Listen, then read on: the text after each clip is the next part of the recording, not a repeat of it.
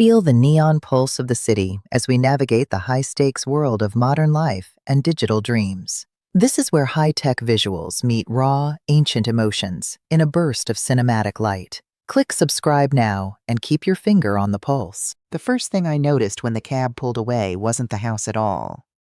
It was the silence. No dog barking from the side yard like there used to be. No wind chimes on the porch. No lights flickering on in the kitchen window the way they should have at 6 in the evening. Just a big stone house sitting there with its blinds drawn, like it was holding its breath. I'd flown 14 hours from Manila to get here. 2 layovers, a missed connection in Seattle, and 11 years of separation compressed into one suitcase and a heart that wouldn't stop pounding.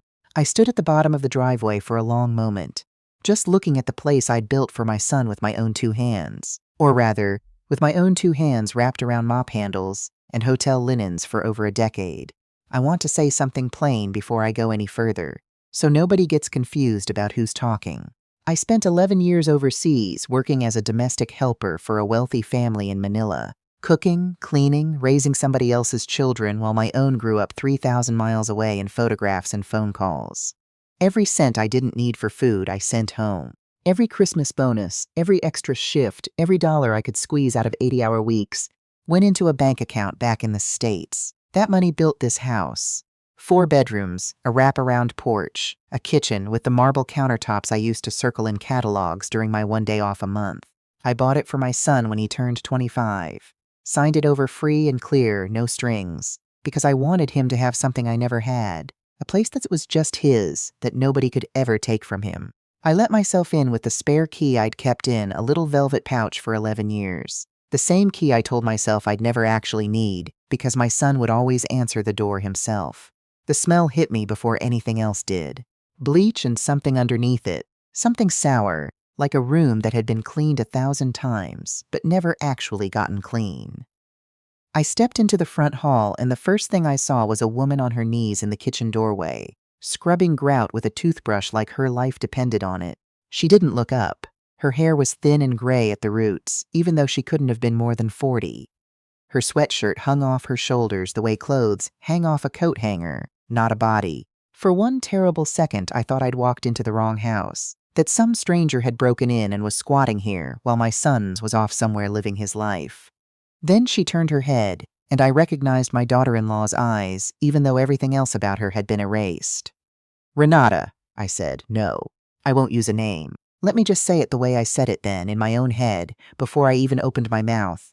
That's my son's wife." She flinched at the sound of my voice like I'd struck her. Not surprised flinched, scared flinched. The toothbrush slipped out of her hand and clattered against the tile, and she scrambled to pick it back up before the bristles had even finished bouncing. Like leaving it there for 2 extra seconds was a crime she'd be punished for. "Ma," she whispered. That's what she'd always called me, since the day my son brought her home, and I taught her how to make pancit the way my own mother taught me. "Ma, what are you? Nobody told me you were coming." "I didn't tell anyone," I said. "I wanted to surprise my son." That's when I heard the television. Loud, some sports channel. Coming from what used to be my reading room, the one with the big bay window where I used to imagine sitting with a cup of coffee on Sunday mornings, back when I still let myself imagine things like that. I walked toward it and found my son sprawled across a leather recliner I didn't recognize, remote in one hand, beer balanced on the armrest, feet up like a man without a single responsibility in the world. He didn't get up right away. He looked at me the way you look at a delivery you weren't expecting. Mild confusion, a little annoyance, and then slowly recognition. "Ma?" He sat up. "What are you? You didn't say you were coming home." I wanted to surprise everyone, I said again, and I heard how flat my own voice had gone. How careful. The voice I used to use with my employer's family back in Manila when something was wrong in the house, and I needed to find out what before anyone could lie to me about it. He hugged me. It wasn't a bad hug. It was warm enough, real enough, but there was something underneath it. Something rushed, like he was trying to get the hug over with before I could look past his shoulder into the kitchen. I looked past his shoulder into the kitchen anyway. His wife was still on her knees, but now she'd gone completely still, the toothbrush forgotten in her hand, water dripping slow onto the floor she'd already scrubbed twice. There was a woman standing near the refrigerator I hadn't noticed before. Older, maybe close to my own age, dressed in a silk robe with her hair set in careful curls, holding a glass of white wine like she'd been interrupted in the middle of a perfectly pleasant afternoon. "And who's this?" I asked, even though some old, tired part of me already knew exactly who this was. "This is my mother," my son said. "She's been staying with us a while, helping out, helping out." I looked at the woman on the kitchen floor with the toothbrush, and the thinning hair, and the sweatshirt hanging off her like a sack. And I looked at the woman by the refrigerator with her wine and her curls and her robe that probably cost more than my daughter-in-law's whole outfit. And I understood, in the space of about 4 seconds, exactly what kind of help was being offered in this house. "Where's the salon?" I asked. That was the thing I'd been most proud of. When I sent the money home for the house, I also sent extra $18,000 I'd saved up over 3 additional years of double shifts, so my daughter-in-law could open her own nail and beauty studio downtown. She'd trained for it. She used to send me videos of herself practicing acrylics on foam fingers in our old apartment kitchen, laughing at her own mistakes, promising me she'd name it after both of us someday. Nobody answered right away. The television kept playing in the next room, some announcer shouting about a touchdown, and I stood there in that too quiet pause and felt the floor shift under my feet a little, the way it does right before you understand something you don't want to understand. "We sold it," my son said finally. "Couple years back. Market was good. She wasn't really cut out for running a business anyway, Ma. You know how it is. It's a lot of stress, and with everything going on." "What's everything going on?" I said. It wasn't really a question. It came out flatter than that. "Things change," his mother said lightly, like she was commenting on the weather, swirling her wine. "Children grow up. They figure out what they're actually suited for. Sometimes our dreams for them are bigger than what they can really handle." I didn't look at her when she said it. I looked at my daughter-in-law, who still hadn't moved from the floor, who was staring at a spot on the tile like she could disappear into it if she just concentrated hard enough. I am 63 years old. I spent the better part of my adult life learning how to swallow my anger and let it sit in my stomach like a stone. Because rage gets you sent home on the next flight when you're a domestic worker in someone else's country, when you're the only one in the room who doesn't have a passport that protects you. I learned patience the hard way in employers' kitchens, biting my tongue while people twice my age but half my worth talked down to me. So when something in me wanted to scream right then, in my son's stolen living room, I did the thing I'd trained myself to do for 30 years. I went very, very calm. "I'd like to speak to her alone," I said. "She's got work to finish," my son said. His voice had changed, less warm now, a little harder around the edges, the way it used to get when he was a teenager and I caught him in a lie. "I don't need permission to talk to my own son's wife," I said. "In the house I built." There was a silence after that, the kind that has weight to it, the kind you could lean on. My son's mother set her wine glass down on the counter with a soft click that somehow sounded louder than it should have. "Of course," my son said too quickly. "Take your time. We'll be in the den." They left, but not all the way. I heard their footsteps stop just past the doorway, heard the low murmur of the television get turned down instead of off, and I understood they weren't really leaving the room at all. They were just leaving the line of sight. I knelt down next to my daughter-in-law on that cold tile floor, the same floor I used to dream about while I scrubbed somebody else's floors halfway around the world, and I took the toothbrush gently out of her hand. "How long?" I asked her quietly. "Has it been like this?" Her eyes filled up, but no tears actually fell. I think she'd run out of whatever it takes to cry a long time ago. "I don't know anymore," she whispered. "It happened slow. I didn't even notice when it started." "Where's the salon money?" I asked. "The 18,000. Where did it go?" "He said it was for the mortgage," she said. "I signed some papers. I was sick that month. I had the flu real bad, fever. I could barely sit up. And he said it was just routine stuff, refinancing, and I signed because I trusted him. And then a few weeks later he told me the salon had sold and the new owner wanted it empty by the 1st of the month, and I just..." She stopped. Her hands were shaking. I didn't fight it. I didn't know how to fight it. By the time I understood what I'd signed, it was already done. I felt something close to fire move through my chest, but I kept my face still, the way I'd learned to keep it still in boardrooms, full of men who assumed my accent meant I couldn't count. "Does my son know what his mother does to you when he's at work?" She didn't answer that. She didn't have to. The silence answered for her. "I want to tell you that I went storming into that den and tore the house apart with my bare hands. I didn't. I'm an old woman who learned a long time ago that anger without a plan just gets you removed from the room. I stood up, smoothed my skirt, and walked back into the den like nothing at all had happened. I'm tired from the flight, I said. I'll take the guest room upstairs. My son looked relieved. His mother looked smug, like she'd already decided I was a harmless old woman who'd be gone again in a week. Back to whatever life she imagined I had overseas, leaving the house to whoever actually wanted to live in it. She had no idea I'd spent 11 years learning how to watch people very, very closely without ever once letting them see me looking. That first night, I lay awake in the guest room, the room that used to be mine, before apparently somebody decided I wouldn't be needing it anymore. And I made a list in my head. Not a list of accusations. A list of facts. The salon sold without my daughter-in-law's clear understanding, $18,000 unaccounted for. A woman on her knees scrubbing floors in a house that legally, on papers, still belonged half to her. A mother-in-law living in luxury 2 rooms down from a daughter-in-law who looked like she hadn't eaten a full meal in months. In the morning, I told my son I wanted to take a walk around the old neighborhood, see what had changed.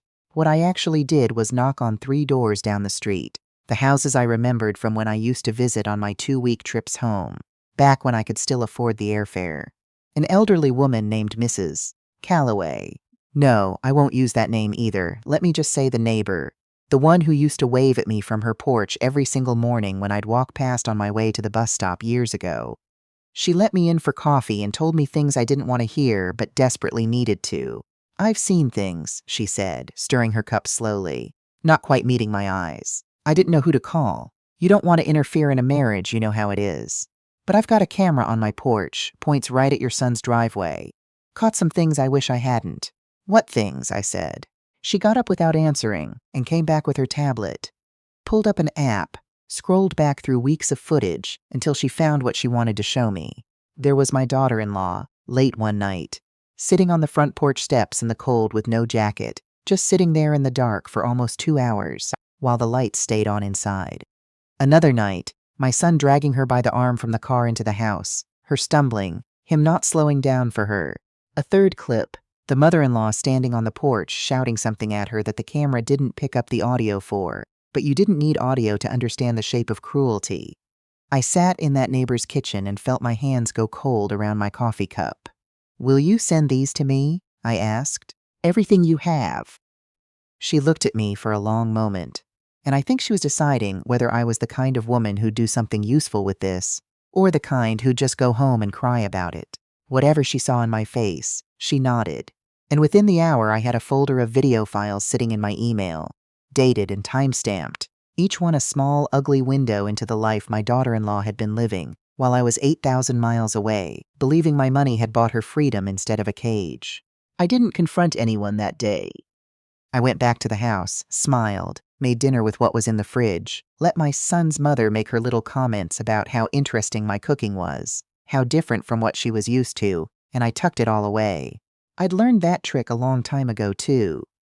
How to let people underestimate you while you're quietly building the case against them. That night, I called a lawyer. Not my son's lawyer, not anyone connected to this family at all. An old friend from my church group back home whose nephew practiced family and property law 2 states over. I told him everything. The house deed, the salon money, the forged signature on what I now believed was a quitclaim, or some kind of refinancing document signed under duress, while my daughter-in-law was sick and barely conscious. He told me what I needed to gather: bank statements, the original deed, proof of who'd actually paid for the house and the salon, any medical records showing she'd been ill on the date she signed whatever she signed, and the security footage if the neighbor was willing to provide a sworn statement alongside it. It took me 6 days to gather it all.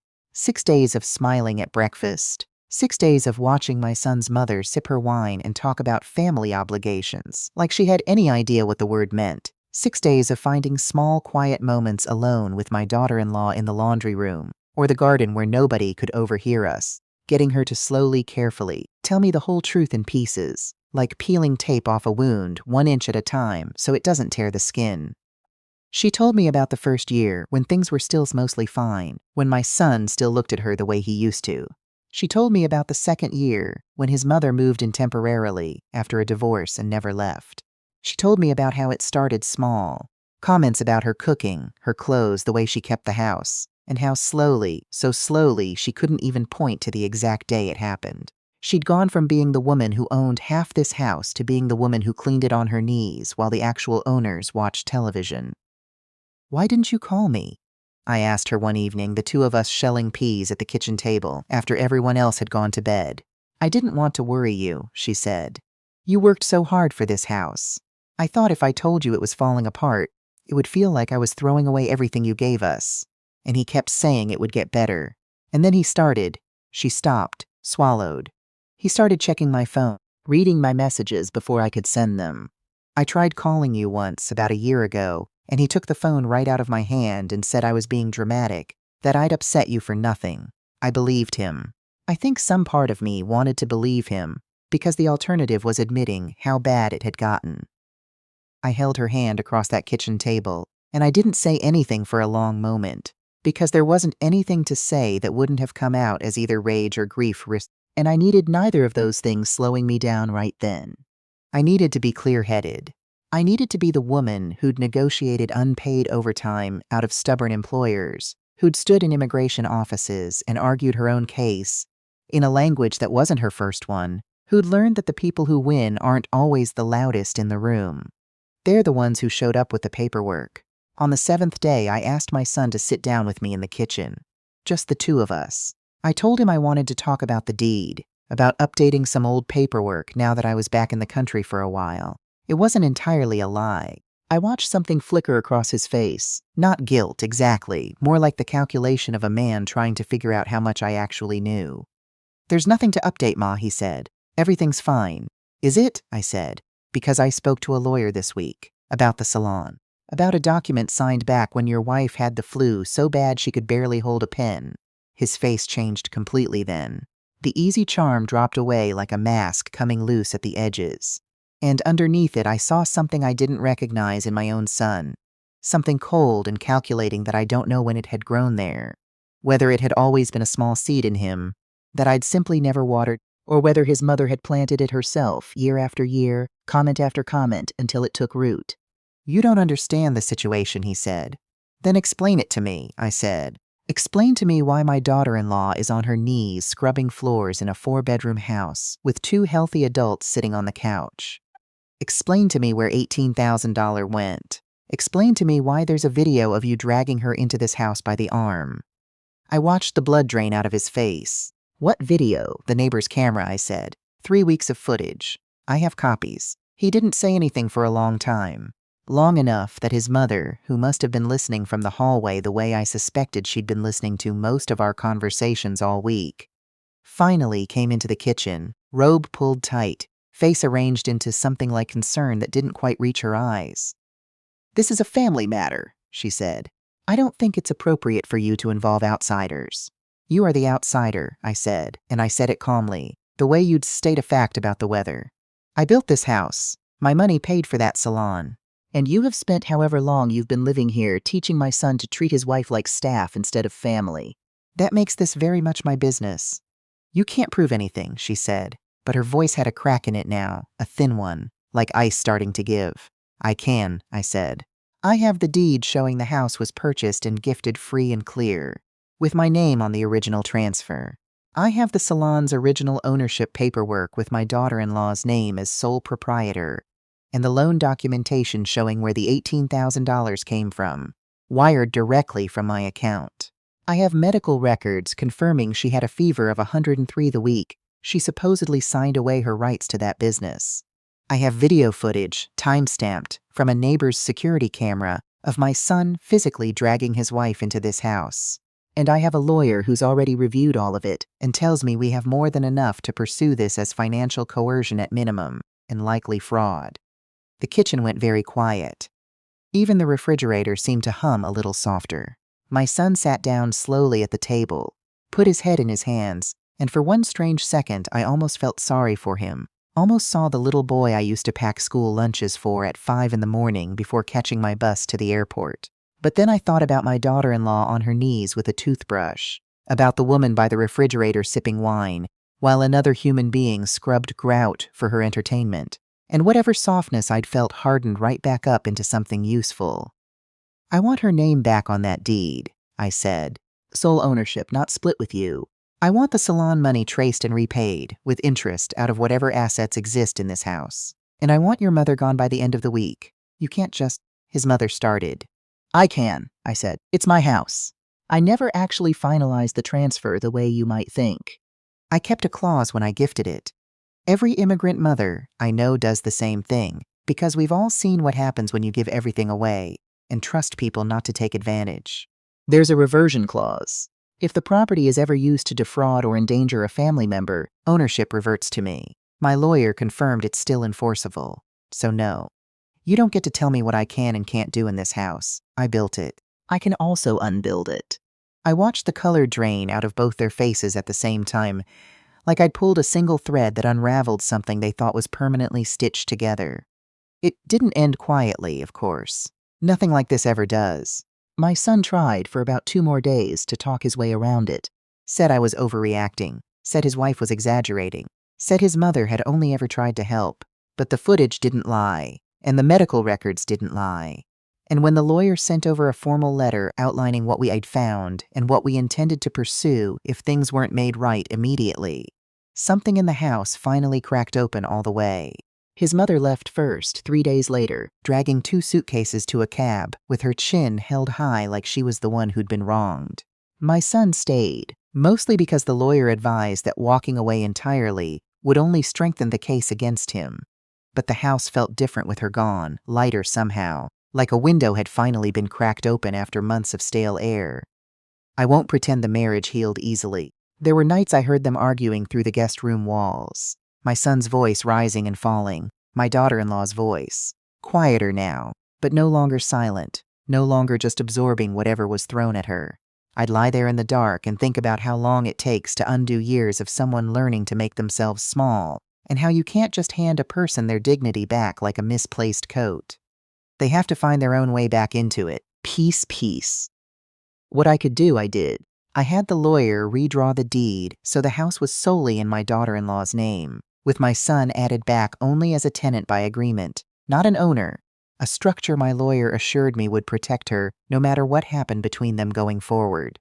I tracked down what remained of the salon money, what hadn't already been spent, and used some of my own savings to top it back up to its original amount. And then I sat my daughter-in-law down at that same kitchen table where she'd told me the truth in pieces, and I told her I wanted to help her open the salon again.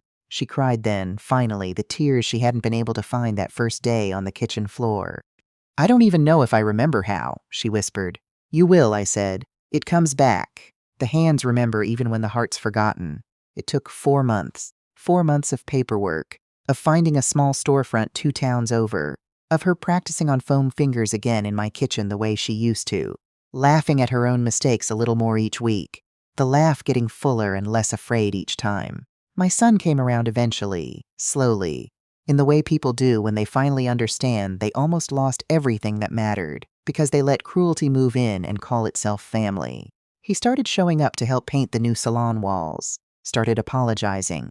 Not the easy kind of apology, the kind with excuses folded inside it, but the harder kind, the kind that just says I did this and I am sorry, and I will spend a long time proving it. I don't know if I'll ever fully trust him again the way I used to. Trust, once it cracks, doesn't go back together seamlessly. But I watched him paint that salon wall a soft lavender color his wife picked out. Watched him stay late one night, sanding down an old reception desk she'd found secondhand. And I let myself believe that people can claw their way back to who they were supposed to be, even after losing themselves for a while in someone else's poison. On opening day, I stood at the back of a small crowd of neighbors and old clients who'd heard the story somehow. These things travel in small towns, whether you want them to or not. And I watched my daughter-in-law cut a ribbon strung across her own front door with her own name, finally back on the lease. She wore a soft green dress, her hair done the way I remembered it from years ago, color back in her cheeks, weight back on her bones. She stood up straight. That's the detail that struck me most. Not the dress, not the ribbon, but the way she stood, shoulders back, chin level, like a woman who'd finally stopped apologizing for taking up space in the world. Thank you all for coming, she said into a borrowed microphone, her voice shaking just slightly at the edges. A year ago, I didn't think I had a future. I didn't think I deserved one. But my mother-in-law came home and reminded me who I used to be before I let someone else convince me I was nothing. The crowd clapped. A few women near the front wiped their eyes. I felt my own throat tighten, the particular ache of pride that doesn't have anywhere else to go but straight into your chest. This isn't just a business to me, she went on. It's proof that what was taken can be rebuilt. To anyone out there who feels like I did, invisible in their own home, small in a place that should have made them feel safe. I want you to know you're not broken. You're just waiting to remember who you are. Later, after the crowd had thinned and the last few clients had booked their appointments, she found me in the back room, restocking nail polish on a little shelf she'd painted herself. "Ma," she said softly, "thank you for coming back, for saving me." I set down the bottle I was holding and pulled her into a hug, the way I used to hug my own children before I had to leave them for years at a time to build them a life I couldn't always be present for. "You saved yourself," I told her. "I just reminded you that you could." "We saved each other," she said into my shoulder, and standing there in that small back room smelling of fresh paint and acetone, surrounded by everything we'd rebuilt out of what almost got taken from us completely, I knew she was right. We had both been lost in our own ways, her in silence, me in distance, and somehow, against the odds, we had found our way back to each other and built something this time that nobody would ever be able to take away from us again.